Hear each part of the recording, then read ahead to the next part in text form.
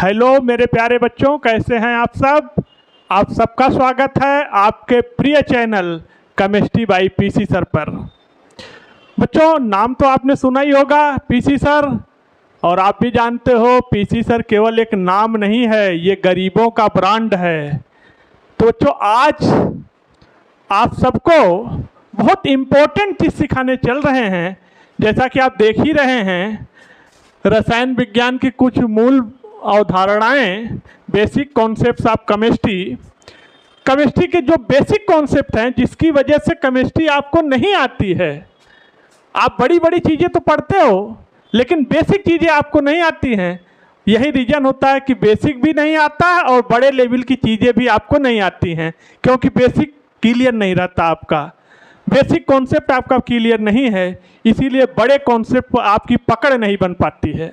क्योंकि जैसा आप सभी जान रहे हैं, ये आपका पहला चैप्टर होता है some basic concept of chemistry, और बिल्कुल हिंदी में समझाएंगे। सारे बच्चे कमेंट करते हैं सर हिंदी में बताइए, हिंदी में बताइए।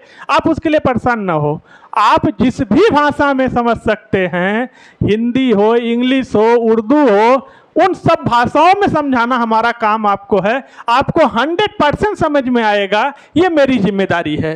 हिंदी में आएगा हिंदी में समझाएंगे, इंग्लिश में आएगा इंग्लिश में समझाएंगे। आप उसके लिए हेडेक फ्री हो जाओ। अगर आप इस चैनल पर आए हैं तो 100% सीख कर ही जाएंगे, ये मेरी रिस्पॉन्सिबिलिटी है। इसलिए आप जरा भी हेडेक मत लो, आप वीडियो को पूरा वॉच करिएगा, कुछ भी आपका बचने नहीं पाएगा। तो आप देख ही रहे हैं, आपको जो सबसे पहली चीज फोकस करना है, क्या होता है परमाणु, एटम क्या होता है, क्या होता है एलिमेंट, तत्व क्या होता है मॉलिक्यूल्स, अणु क्या होते हैं, क्या होता है कंपाउंड, यौगिक किसे कहते हैं। इन सबको क्लियर करना है आपको, क्योंकि इस चैप्टर में बहुत बेसिक चीजें ही आपको पकड़ बनानी है, और इसी पकड़ से पूरी केमिस्ट्री के ऊपर आपकी पकड़ बनने वाली है। वीडियो को पूरा वॉच करिएगा। हमेशा एक चीज को ध्यान दीजिएगा, आपको केमिस्ट्री से डर क्यों लगता है। सर हमें केमिस्ट्री नहीं आती, हमें सब समझ में आता है, फिजिक्स आता है, बायोलॉजी आती है, हमें केमिस्ट्री नहीं आती है। तो केमिस्ट्री उन लोगों को नहीं आती है जिनका केमिस्ट्री के बेस पर पकड़ नहीं होता है, और केमिस्ट्री जिसको आती है तो उसको बहुत ज़्यादा आती है। तो अगर केमिस्ट्री में आप चाहते हैं कि आपको केमिस्ट्री बहुत ज़्यादा आए, तो बेसिस पर पकड़ बहुत ज़्यादा आपकी होनी चाहिए, तभी केमिस्ट्री आपकी मुट्ठी में आ पाएगी। और इस चैप्टर में बहुत सारे ऐसे कॉन्सेप्ट आप सीखने वाले हैं जिनका संबंध पूरी केमिस्ट्री से है, पूरी केमिस्ट्री पर कमांड बनाता है ये। जैसे इसी चैप्टर में हम सिखाएंगे आपको क्या होता है एटॉमिक वेट, क्या होता है मॉलिक्यूलर वेट, क्या होता है मोल कॉन्सेप्ट। सबसे इंपॉर्टेंट चीजें आने वाली है मोल कॉन्सेप्ट। मोल कॉन्सेप्ट का क्या रिलेशन है, जो पूरी केमिस्ट्री को डील करता है मोल कॉन्सेप्ट, और खास करके फिजिकल केमिस्ट्री तो बिना इसके चल ही नहीं सकती। तो सब सीखेंगे, 1 बाय 1 करके सारी चीज़ें सीखने वाले हैं। बहुत सारे कॉन्सेप्ट्स आएंगे और 1 बाय 1 करके पूरा आपको क्लियर करते चलेंगे हम। लेकिन आइए हम लोग स्टार्ट करते हैं कि क्या होता है एटम, क्या होते हैं एलिमेंट्स, इनमें डिफरेंसेज क्या हैं, कैसे आप इन्हें डील करते हैं। जरा बात को समझिएगा। सपोज करिए कि हमारे पास कोई एक आयरन का पीस है, कोई एक लोहे का टुकड़ा है, आयरन। सर हिंदी में लिख दीजिए, हिंदी में लिखिए। बच्चे बोलते हैं प्लीज़ सर हिंदी में लिखिए। तो इसे क्या बोलते हैं, लोहा। ये क्या है, लोहा। और इसका सिंबल क्या होता है, Fe। केमिस्ट्री में लोहे को कैसे लिखते हैं, Fe। अब समझिए एक बात, ये कोई एक आयरन का पीस हमने ले लिया, कोई एक आयरन का टुकड़ा ले लिया, और इसके अंदर छोटे छोटे परमाणु हैं। देखना, छोटे छोटे बच्चा पार्टी हैं। तो ये एक सिंगल पार्ट क्या है, अगर आप इसके अंदर से काट के निकालें, एक सिंगल पार्ट निकाल पाएँ, तो इसको हम बोलते हैं एटम। क्या बोलते हैं, एटम, परमाणु। परमाणु। प्लीज़ सर हिंदी में लिख दीजिए। लो भैया हिंदी में लिख दिया। अब समझना बात को। सिंगल पार्ट आप देख रहे हैं, ये एटम है, ये परमाणु है जो आयरन के पीस के अंदर से हमने निकाला है। ठीक है, ऐसे बहुत सारे एटम्स का, छोटे छोटे एटम्स का कलेक्शन है, कंपोजिशन है। तो जब बहुत सारे एटम्स एक साथ आके कंपोजिट होते हैं, उनका एक कलेक्शन होता है, और ये सारे प्योर एटम हैं, शुद्ध एटम हैं ये। इसके यानी जितने भी एटम हैं सब आयरन के एटम हैं। इसमें और किसी प्रकार का दूसरे तत्व या दूसरे भी चीजें नहीं हैं। यानी इसमें जितने भी एटम आप देख रहे हैं सब के सब आयरन के हैं, सब के सब लोहे के एटम लगे हुए हैं, ये शुद्ध एटम हैं। तो जब बहुत सारे प्योर एटम्स एक साथ कंबाइन आते हैं, एक साथ आते हैं, तो फिर इसी को हम क्या बोलते हैं? एलिमेंट। तो फिर हम इसको क्या बोलते हैं? एलिमेंट। लीजिए, एलिमेंट तत्व जो एक है, जो सिंगल है, जिससे ये पूरा बना हुआ है, इसे एटम बोलते हैं, परमाणु बोलते हैं। और जब बहुत सारे परमाणुओं का कंपोजिशन हो जाता है, बहुत सारे परमाणुओं का संगठन हो जाता है, तो फिर उस पूरे पार्ट को हम क्या बोलते हैं?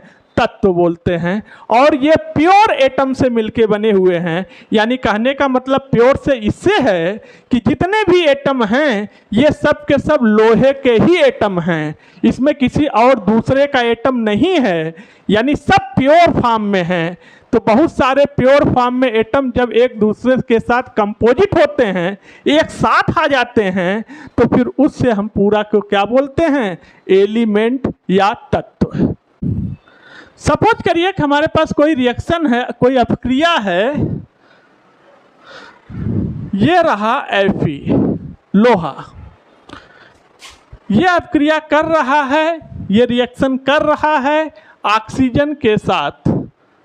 किसके साथ कर रहा है? ऑक्सीजन के साथ। अब आप हमसे कहेंगे सर ये बताइए अब इसको हम क्या बोलें? हम इसको एलिमेंट बोलें या इसको हम एटम बोलें? इस Fe को जब ये रिएक्शन में है तब इस Fe को हम एलिमेंट बोलेंगे कि एटम बोलेंगे? आप बताइए। तो बच्चा हमेशा याद रखना, जब ये रिएक्शन फॉर्म में है तो आप इसे एटम भी बोल सकते हैं और आप इसे एलिमेंट भी बोल सकते हैं, दोनों सही हैं, लेकिन हम बोलेंगे इसको एलिमेंट। हम क्या बोलेंगे इस Fe को? एलिमेंट। क्यों बोलेंगे एलिमेंट?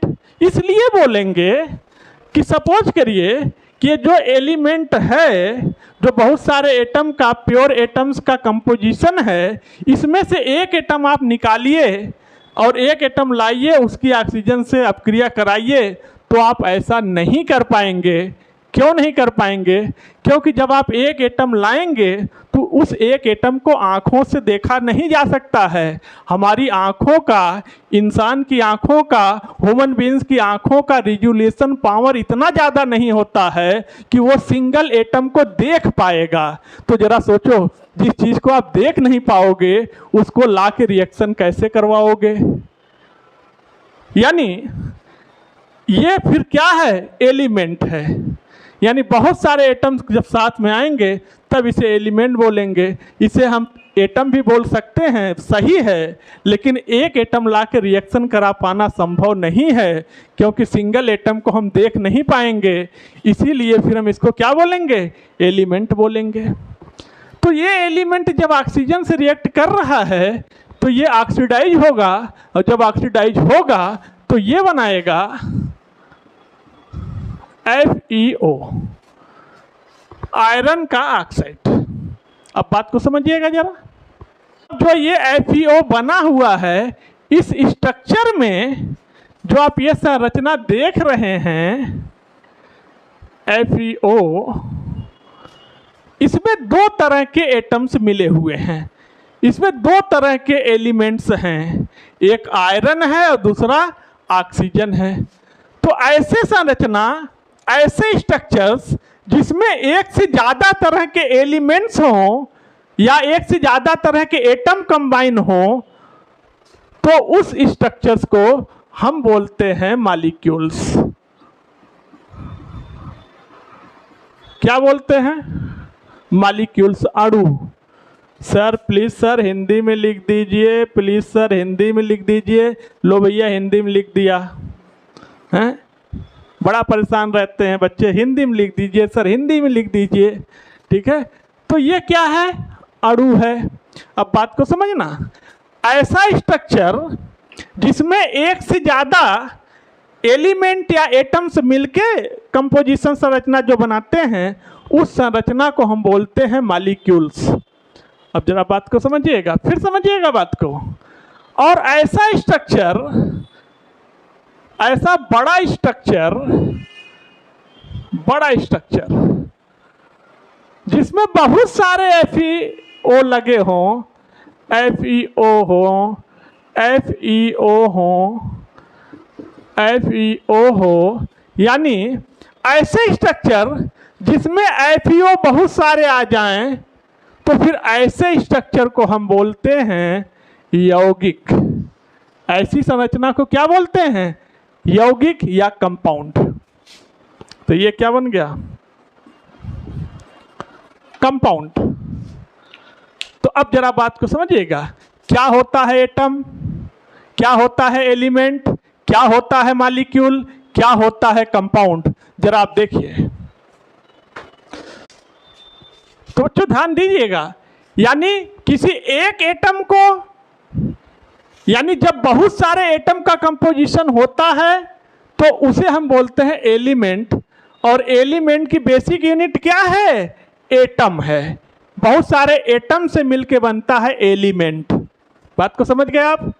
जब कोई स्ट्रक्चर, जब कोई संरचना कई तरह के एलिमेंट या कई तरह के एटम से मिलके बनता है, तो फिर उस स्ट्रक्चर को, उस संरचना को क्या बोलते हैं? मॉलिक्यूल्स, अणु। और जब कोई बड़ा स्ट्रक्चर बनता है जिसमें कई तरह के बहुत सारे अणु मिलके बनाते हैं, बहुत सारे मॉलिक्यूल्स आपस में मिलके बनाते हैं, तो फिर उस स्ट्रक्चर को हम क्या बोलते हैं? कंपाउंड। ध्यान दीजिएगा बच्चों, अब हम बात करने चल रहे हैं एटॉमिक मास, परमाणु द्रव्यमान, यानी एटॉमिक वेट। तो सर समझिएगा, क्या होता है एटॉमिक वेट, क्या होता है परमाणु द्रव्यमान। सपोज करिएगा कि ये कोई न्यूक्लियस है और न्यूक्लियस के अराउंड ए सेल है।